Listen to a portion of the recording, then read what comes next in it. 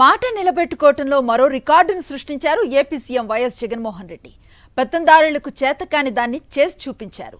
ప్రతిపక్ష నేతగా చేసిన పాదయాత్ర సందర్భంగా ఇచ్చిన మాటను గుర్తుపెట్టుకుని మరీ నెరవేర్చారు.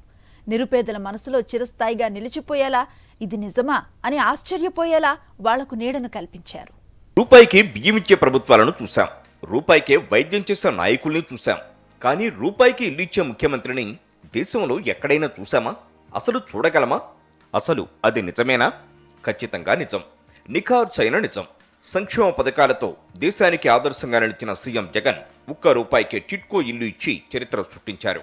ఇచ్చిన మాటను నిలబెట్టుకుంటూ పేదోని సొంత ఇంటి కలను నెరవేర్చుతున్నారు. పాదయాత్రలో ప్రతిపక్ష నేతగా వైఎస్ జగన్ పేదల కష్టాలు కళ్లారా చూశారు. ఎంతో మంది ఇల్లు లేని అభాగ్యులు తమ కష్టాలను జగన్మోహన్ రెడ్డికి విన్నవించుకున్నారు. ఎన్నికలకు ముందు అప్పటి ముఖ్యమంత్రి చంద్రబాబు నాయుడు శంకుస్థాపన చేసి చేతులు దులిపేసుకున్న కార్యక్రమాల్లో ఇది ఒకటి. రాష్ట్రానికి రాజధాని కడతానన్న పెత్తందారీ ప్రభుత్వం రాష్ట్ర వ్యాప్తంగా పేదోడికి నీడనిచ్చే ఒక్క టిట్కో ఇల్లు కూడా కట్టలేకపోయారు. కానీ తనది మనందరి ప్రభుత్వం అని చెప్పిన సీఎం వైఎస్ జగన్ ప్రతిపక్ష నేతగా నేనున్నానంటూ ఇచ్చిన హామీని ఆచరణలో పెట్టారు. టిట్కో ఇళ్ల నిర్మాణాలు శరవేగంగా జరుగుతున్నాయి. ఇప్పటికే 1,00,000కు పైగా ఇళ్లను లబ్ధిదారులకు అందజేశారు.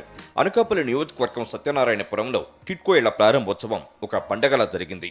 అనకాపల్లి చరిత్రలో ఎన్నడూ లేని విధంగా 2,744 మంది ఒకేసారి సామూహిక గృహప్రవేశాలు చేశారు.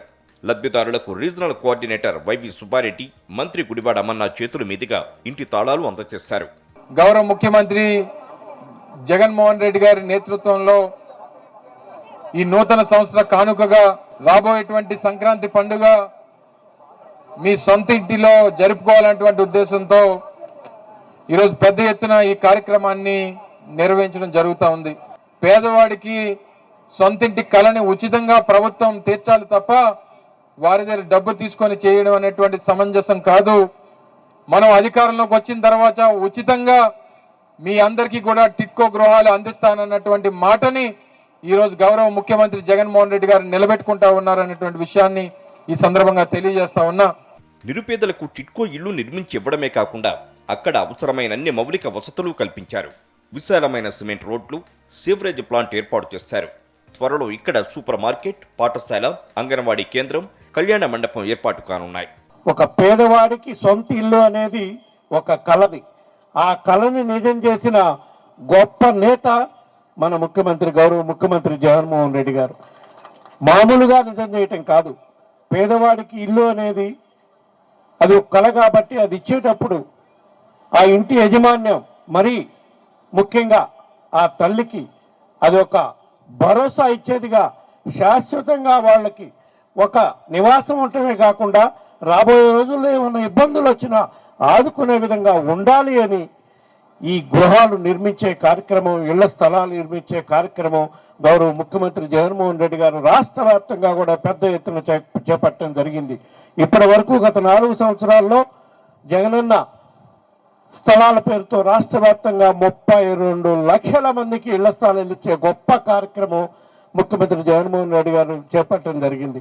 అదేవిధంగా ఈ టిట్కో హౌసెస్ కూడా రాష్ట్ర వ్యాప్తంగా 2,50,000 టిట్కో హౌసెస్ పూర్తి స్థాయిలో నిర్మించడమే కాకుండా అక్కడ ప్రైవేట్ లేఅవుట్లో ఏ విధంగా అయితే గృహ సముదాయంలో అన్ని ఏర్పాట్లు, ఇన్ఫ్రాస్ట్రక్చర్ ఫెసిలిటీస్ డెవలప్ చేస్తారో ఆ విధంగా అన్ని డెవలప్ చేసి సిమెంట్ రోడ్స్ వేసి, వాటర్ కనెక్షన్స్ ఇచ్చి, కరెంట్ కనెక్షన్స్ ఇచ్చి, సివరేజ్ ప్లాంట్ ఏర్పాటు చేసి అన్ని ఏర్పాట్లు చేసి సుమారుగా 2,50,000 టిట్కో ఇళ్ళు ఇచ్చే కార్యక్రమం కూడా చేపట్టడం జరిగింది.